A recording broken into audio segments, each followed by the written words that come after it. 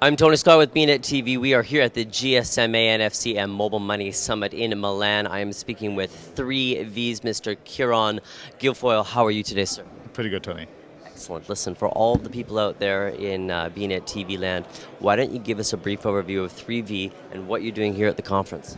Sure, we're a payments technology provider. We build payments platforms, particularly for mobile operators. We have live deployments, for example, with Telefonica, where we do their O2 Money product in Ireland. And basically what we do is we create a payment product set for the mobile operators in order to allow them to deploy. And effectively what we do is it's a apps and SMS-based product, and it allows them to create instant issuance of either Visa or MasterCard accounts, and it allows the customers to load them into multiple channels. So they can load with cash, they can load with their cards, they can load with their mobile bill, or they can load using their bank account. And then what we allow the customer to do is then instantly to transfer funds to friends and family internationally or nationally, and also to spend and purchase online. So they're the primary consumer propositions that exist. Also, we allow the account to be transferred to an NFC-enabled SIM to allow people to shop in-store using NFC terminals. Kieron, what makes 3V different from the rest of your competitors? Well, I think one of the key differences we have, Tony, is that we're live. We have deployments in 6 countries, so we have international issuance experience. We know from our deployments what the customer propositions that resonate best, and in doing that, that's what we've built the core functionality around.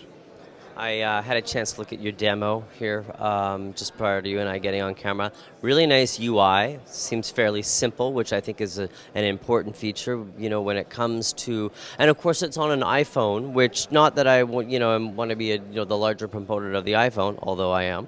It just seems less cumbersome than some of the other things that I've seen. How much work went into that UI? Yeah, it's probably the distillation of about 10 years of experience in this area. And that what we see is that there's a plethora of offerings to consumers now around loyalty, around various NFC piloting, etc. And what we find is that we start with a very simple proposition, and that is create an account, use it to shop online, or send money to somebody else. And that we found has been the best, as I said, user experience in terms of developing the UI from that. So congratulations on you just closed another round of funding. Yeah, we just closed our Series B round for €5 million. We brought on a new investor, TTV Capital from Atlanta, and that brings to 3 VCs that we have now on board, and that is designed in order to us to actually strengthen our infrastructure and also to expand into other geographies. Let's talk about some of the experience that you have in this market space and where it's inevitably going to bring you to. Yeah, what we found is we've worked now both in Europe and in North America. So we have a deployment in Canada, and we're looking to launch into the US market next year. Now that's probably a first because there's not too many payment companies that actually go that way. They all tend to sort of come the other way, or come east, as it were. So I suppose what we have found is that one of the key features is that cash is still critical. You have to have an ability in order to take cash from consumers. And it doesn't matter, it's not a social economic issue. It's actually people have behavioral patterns where they're buying credit for their phone. It doesn't mean that they're, as I said, the unbanked or subprime, as some people refer to them.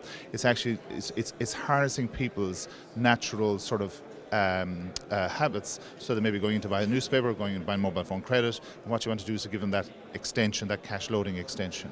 And we're finding that, our typical customer, which surprises a lot of people, is not the unbanked, and it's not, as I said, subprime or teenagers. A typical customer for us will be 30 years of age, likely to be a male, earning in excess of €27,000 a year, has a 60% probability they have a credit card in their pocket, and a 98% probability they have a bank account. So therefore, these people are already being serviced by their bank, the banks that they engage with. But there's still a gap in a consumer proposition gap that doesn't exist, and that is the ability to shop on the internet securely. Because what is happening in a lot of markets is that credit card usage is actually decreasing, and debit card usage is increasing. And once you have a debit card, even though it gives you the functionality of a credit card, when you shop on the internet and you get fraud on a debit card, you've got a real problem, because cash will actually leave your account.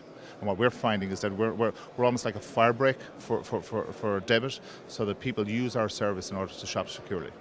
So I guess that question can lead to the idea that if there is a sense of fraud that inevitably happens with the mobile device, although it's much less likely, who's out that cash at the end of the day? Well, we still abide by the scheme rules. So everybody has the fraud or the chargeback or zero liability that the schemes offer. But it's the perception is the issue, Tony, that people say, well, look, and it's not even the perception of fraud, it's the work to actually undo that fraud is a problem. Particularly when it's debit, because cash actually will leave your account and your direct debits will fall over, your checks will bounce, etc. So, Kieron, what are some of the gaps within that value proposition that exist that need to get filled? How do you go about doing that? Well, I think what is it's an interesting dynamic that's happening at the moment is that what you're finding is that banks traditionally will not go out and say to consumers the device or the instrument you have in your wallet is in some instances inherently unsafe. So we're not a bank. And we use banking partners that help us, that are part of our supply chain rather than customer of ours. What we're finding is that the mobile operators don't have that same legacy issue. So they're going out there saying, well, if we see a gap where there is a specific product proposition that is being unmet, then they will go out and announce and deliver that message to consumers.